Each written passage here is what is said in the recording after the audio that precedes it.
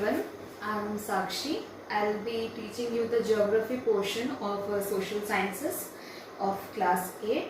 So the textbook that I'm referring here is the social science textbook of NCERT, which you could purchase from any bookstore and learn from it.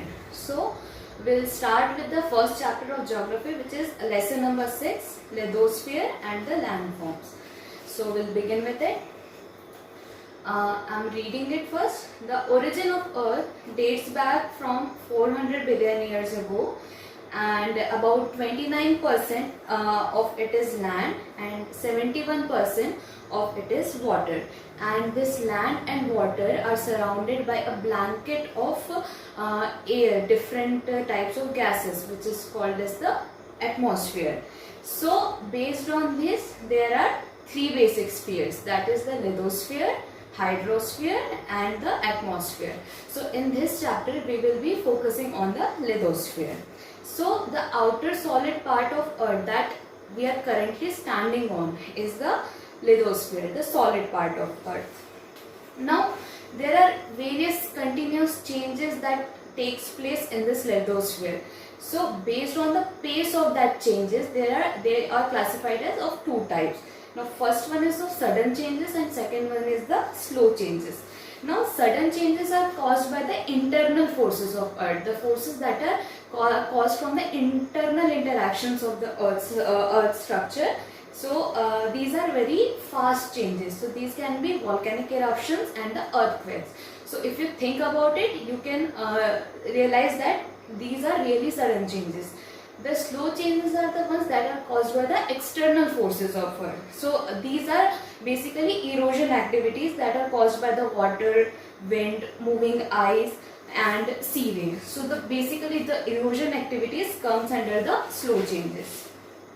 Now the structure of Earth. Okay, what is the basic structure of Earth? So I have drawn a rough diagram of the structure of the Earth. So as I told you, the layer that we currently live in, the lithosphere, it comes under the crust of the Earth. We are not able to reach the bottom layer of the Earth, that is the core, because it is very deep and there is no such technology available yet to reach that layer of the Earth. So basically we know the nature of it by the interpretations of the scientists that do experiments like drilling, mining, etc. So we just know by the interpretations, but actually we are still not able to reach this portion of Earth. Now there are three layers of Earth, as I told: the crust, the mantle and the core. We'll look into each layer one by one. Crust is where the living things reside. So the uppermost layer of the Earth where we all live is the crust. The continents as well as the ocean bed, I'm not talking about the water part, the ocean bed and the continents comes under the lithosphere. Now in the textbook it is referred to as, it is labeled as Sial, Sima and Knife. I'll tell you about it, but don't get confused with it. So what is Sial? In the book it is written as Sial, Sima and Knife.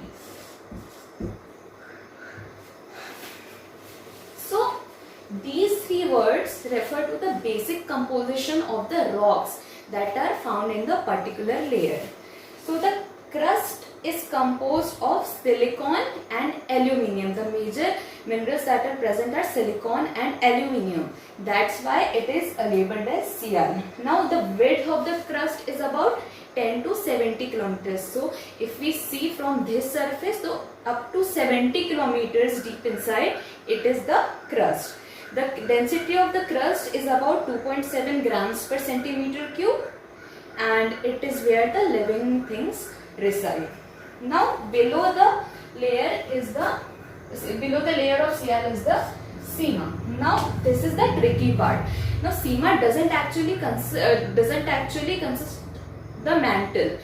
SEMA is the ocean bed. I already told you that lithosphere also encompasses the ocean bed. So the SEMA, that is silicon and magnesium. So this layer is the part of the ocean bed, and the mantle, the second layer of earth, starts beneath this layer. So beneath this layer is the layer of the mantle. So this is the tricky thing, and don't get confused with it. Now we'll talk about the mantle. So after 70 kilometers, as I already told you, from 10 to 70 kilometers is the crust, and after 70 kilometers starts the mantle until 2900 kilometers. So from 70 kilometers to 2900 kilometers is the mantle, and it is composed of minerals like olivine and pyroxene. These two are the names of the abundant mineral that comprises of the layer of mantle, and the density is about 2.9 to 4.7 grams per cubic centimeter. So as you can see, the density of mantle is greater than that of the density of the crust. And now the innermost portion, the core, which we are still not able to explore. So this is the innermost part of the earth, and I have mentioned the composition. It is written as knife. So why knife? Because it is mainly composed of nickel and ferrium. Now ferrium is the scientific name of a well-known mineral, that is iron. We all know about iron. So the major components of the core is the nickel and the ferrium. Now this core has the highest density among all the three layers, which is about 13.0 grams per cubic centimeter, and which you can see is a very great difference, because in the crust it was 2.7, in mantle it was 2.9 to 4.7, and in the core suddenly it is 13.0. And the depth is also 2900 kilometers to 6400 kilometers, which is very deep inside. Now why we are still not able to reach the core? It is simply because the temperature and the pressure of the core is very high. The temperature increases by about 1 degree centigrade per 32 meters, and if we see such a deep distance inside the earth, it will be a very high temperature. So that's why we are still not able to reach the core. But there is one interesting fact about core, that is, we all know that there is a nature of substances that with increasing temperature they tend to liquidify, right? We have seen that. But despite of this high temperature, the core is still solid. Why is it so? Why, despite such a huge temperature, why it is still solid? It is because it is counterparted by the pressure. The pressure also is very high inside the core, and that's why it pushes and densify all the content, and that's why it is solid in nature. The second topic is the rocks. Now what are rocks? So simply speaking, all the substances which form the crust of the earth is called rocks.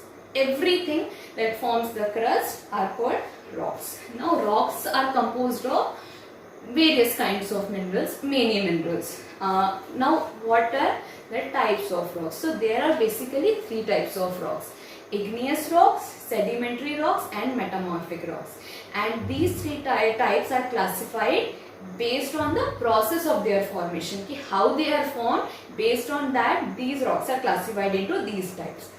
Now first one is I am discussing igneous rocks. These rocks are called primary rocks. Igneous rocks are called primary rocks. Now how they are formed?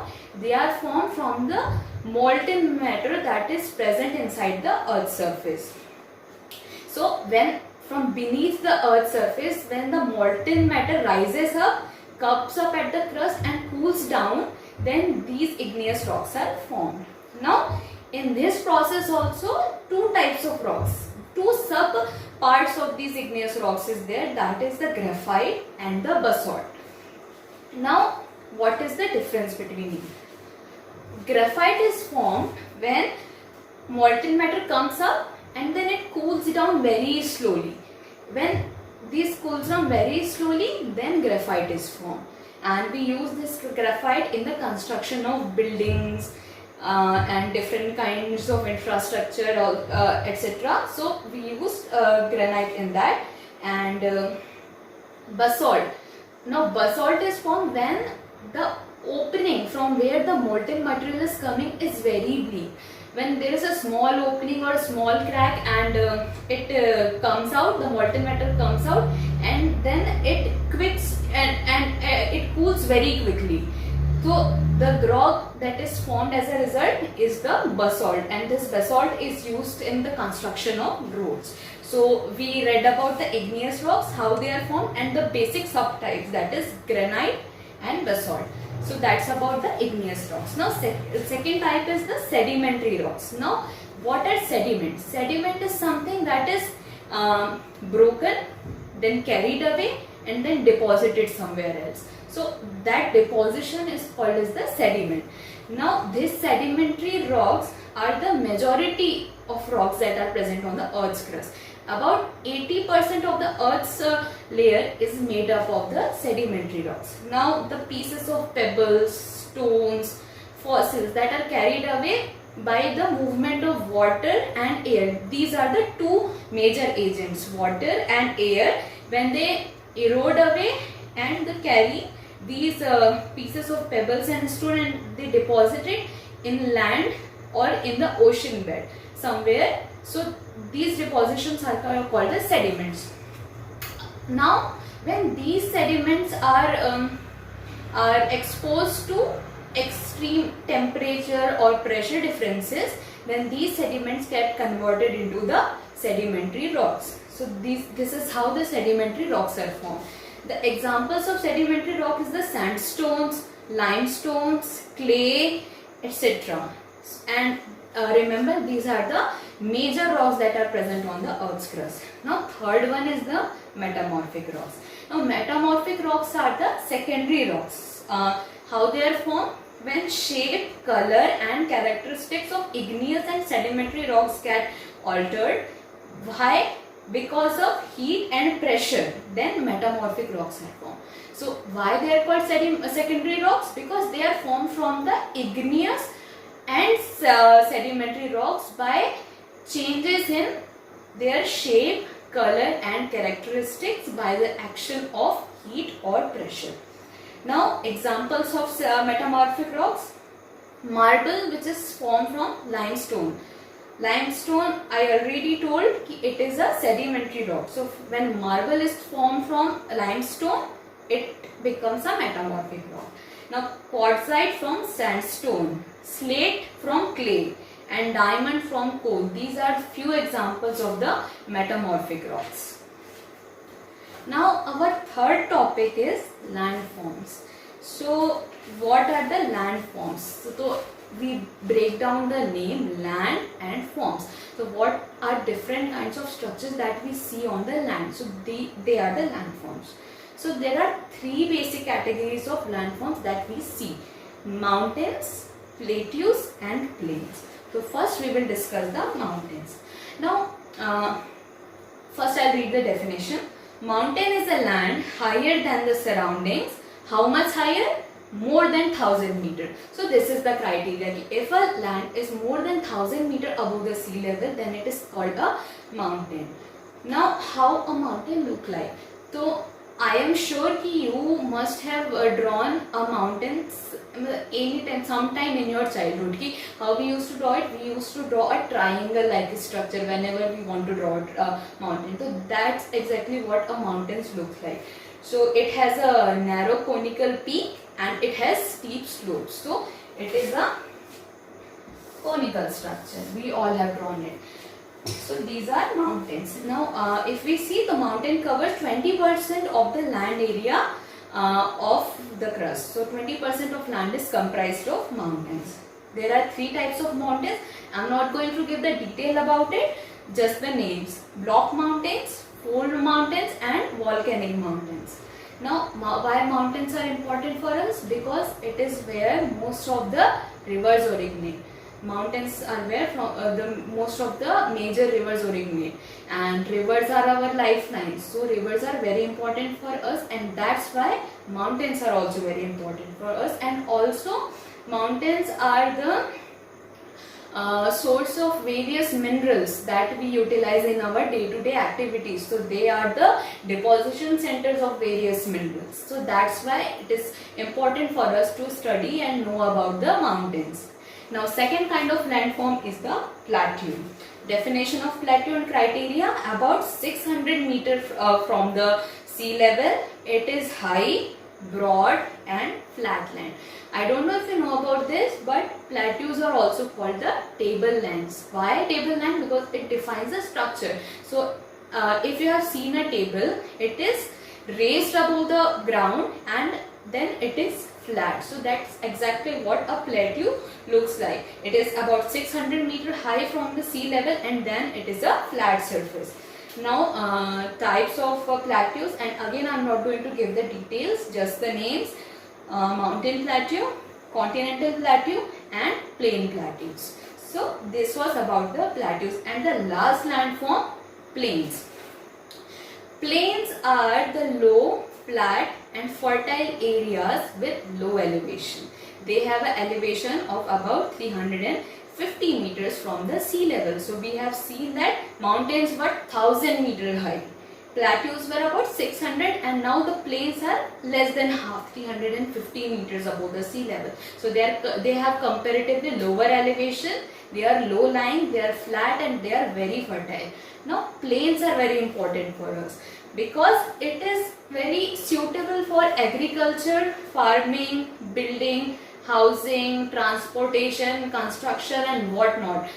Plains support all these kind of activities, and we as humans love to settle down near the plains. That's why our ancestors also used to first settle down near a plain surface. That's why plains are given the name cradle of civilizations, because major civilizations that emerged in the history emerged around the plain area, because as I already told, plains support major day-to-day life activities of the humans. That's why plains supported various civilizations to develop, and today also plains are the most developed parts of the earth, because major developed countries and major development activities revolve around the plain area. So that thing has remained the same, and that's why plains are very important for us. So this was half of the chapter of your first geography lesson, and I would recommend you to go through it with book or learn from the video that I have made. And if there are any doubts or problems, you can reach out to me and read it, and please let me know if there are any doubts. Okay, thank you very much.